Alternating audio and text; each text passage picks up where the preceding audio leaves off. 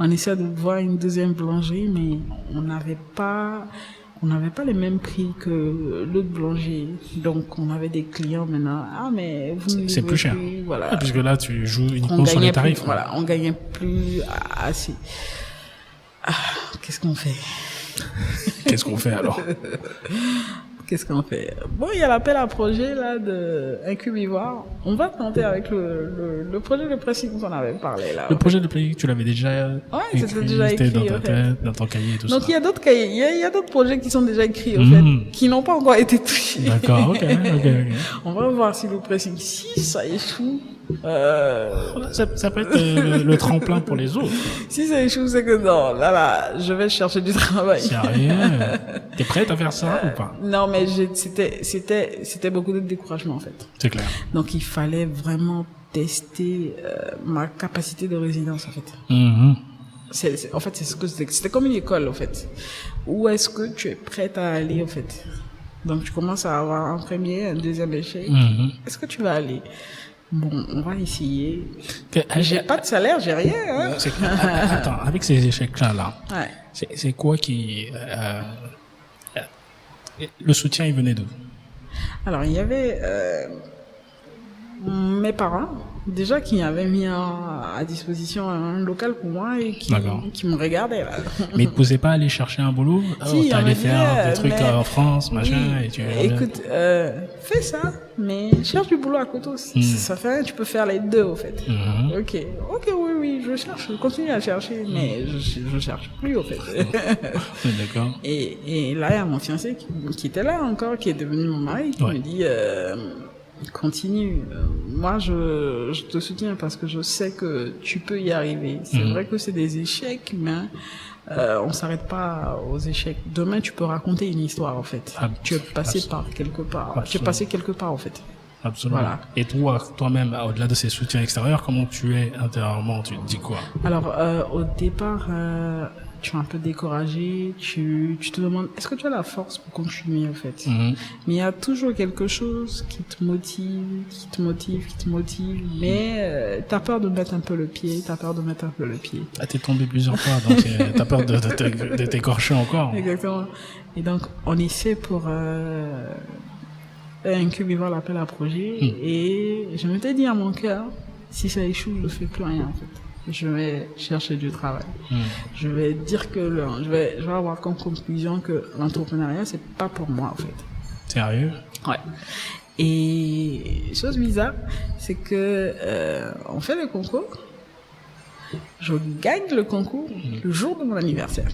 Oh, ok. Je dis, attends, il y a quelque chose là. C'est clair. C'était quoi le prix?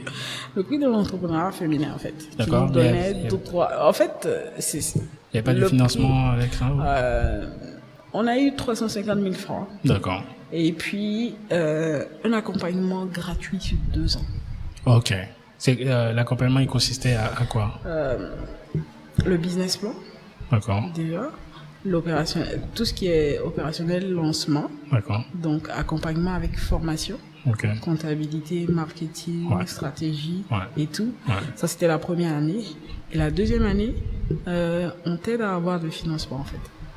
D'accord. De la part de banque? Non. Ou c'est business angel plutôt? Des business angels, des institutions privées, en fait. D'accord. Ok. Donc, donc là, on aura l'avis de personnes expérimentées qui vont nous accompagner et qui vont nous dire là, attention, c'est pas bon, allez plutôt sur ce côté-là. Et en fait, c'est ça qui m'a le plus motivé. L'accompagnement derrière, parce que les 2 premiers, on n'était pas accompagnés, on se servait de notre petite expérience et puis on essayait de voir si ça allait marcher. Et là, ce sont des personnes qui ont déjà fait l'entrepreneuriat. D'accord, ok. Qui vous donnent des conseils, qui vous accompagnent, un système de mentorat derrière. Ouais. Donc je me dis, ça, je pense que ça sera plus structuré et puis ça va donner quelque chose. Alors on va essayer. D'accord. Donc on a essayé la première année, donc on a retravaillé le projet, on a testé, et là on a eu nos premiers clients et tout ça. Il y a un deuxième concours lancé par Move Côte d'Ivoire. D'accord. Alors, on essaie le concours et j'ai le premier prix, en fait. Ok. Là, je gagne 8 millions. Oh, ok, super. Avec une visibilité via Move. Via Move, en fait. D'accord. Donc, ça devient... Ils ont payé ou pas les 8 millions? Ils ont payé. D'accord. Parce que des fois, les concours, hein, on ne sait jamais. Ok, ça marche. Là, ça devient très intéressant. Donc, ça me permet d'avancer et tout.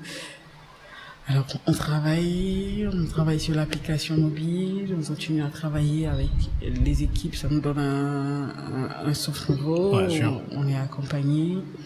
Et après cela, avec l'incubateur, on a des investisseurs derrière qui nous regardent par derrière. Ah, on veut bien travailler avec Easy et tout.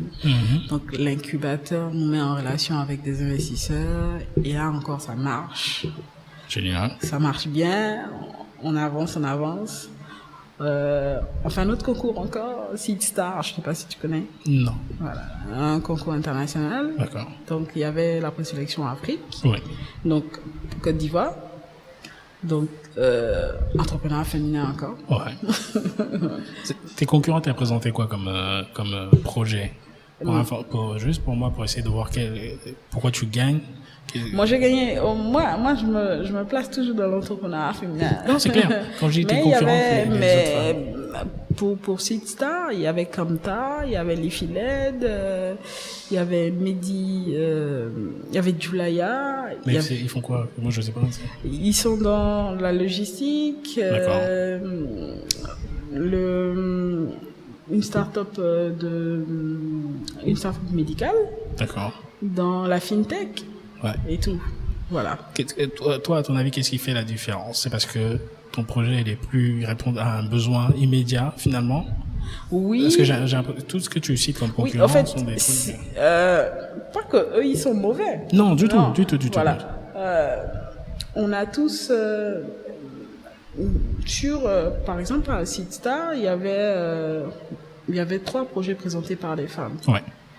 Et bon, le jury a décidé que nous, on avait de l'attraction. D'accord. Donc des clients, un chiffre d'affaires. Voilà, une équipe dirigée par une femme. Bon, les autres équipes, elles étaient dirigées par une femme, mais pas dans le top management, en fait. D'accord. Parce que c'est mon entreprise. Je suis en tant que directrice générale et tout ça. Ouais. Donc, c'était ces critères-là derrière qui recherchaient, en fait. Ok. Et on part à 2, donc il y a Lifiled, une société, une entreprise, une start-up aussi dans tout ce qui est Wi-Fi, Internet par la lumière, en fait. Internet par la lumière. Ouais, Lifiled. Donc on va en Afrique du Sud, là-bas on pitch et tout ça. Bon, moi j'étais pas dans le pitch, mais ça m'a créé de la visibilité, en fait. D'accord. Maintenant, ce qui a fait la différence aussi pour le concours Move, c'est que nous on avait déjà commencé, on avait un chiffre d'affaires, on avait des clients. Ouais.